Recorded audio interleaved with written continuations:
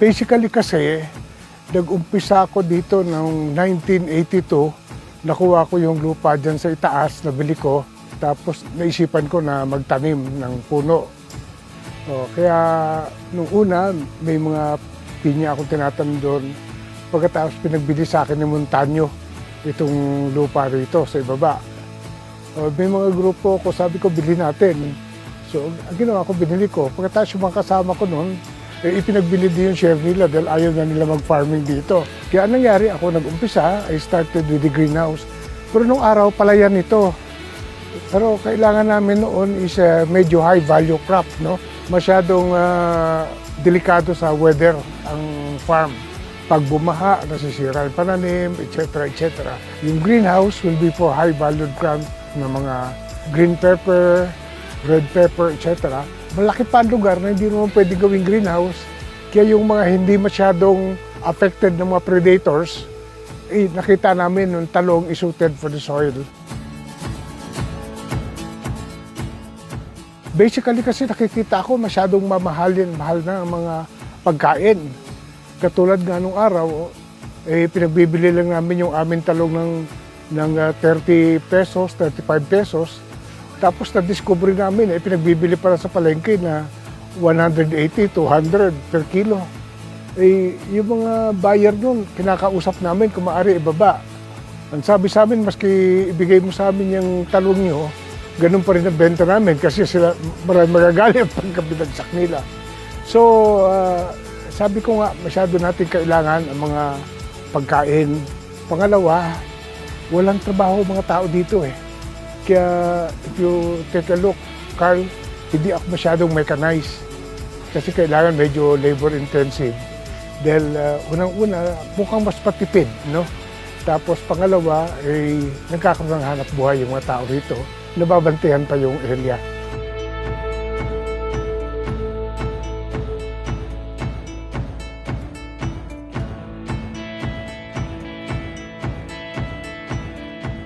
Well, sa ngayon talong, pero sumunod mga pepper, no?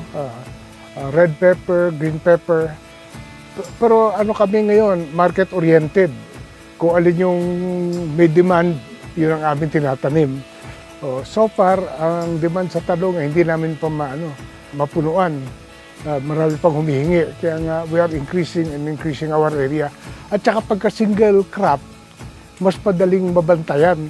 Kasi using the same people, fertilizer mo iisa lang. Pagkatapos pati ang sistema, mag-isa lang, pati yung drip irrigation na ginagawa namin. Kaya yung mga talong dito, we're not rain dependent. Maski walang ulan, nadidiligan yung mga pananim because of drip irrigation. Tuloy-tuloy ang aming research kung paano ma-improve ang stock. Kaya siguro, maaari ko ipagmalaki na pinagbibili naming talong ay totoong class A. Kaya heavily at demand, no? Because like any other product, you cannot just stay put in one basic principle.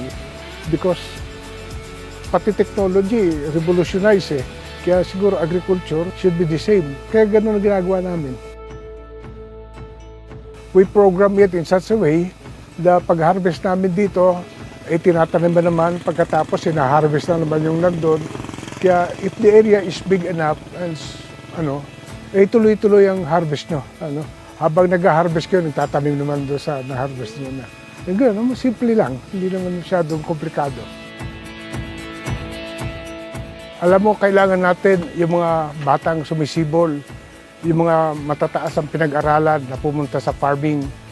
Kasi kung titingnan ninyo ang nangyayari, if you go to western countries, sa Amerika, halimbawa, ang isang farmer, binubuhay niya 17 pamilya. Lahat sila mayayaman at hindi gutom. Sa atin dito, ang ating pag-aaral, bawat isang farmer, 3 pamilya ang binubuhay, pare-pareho silang gutom.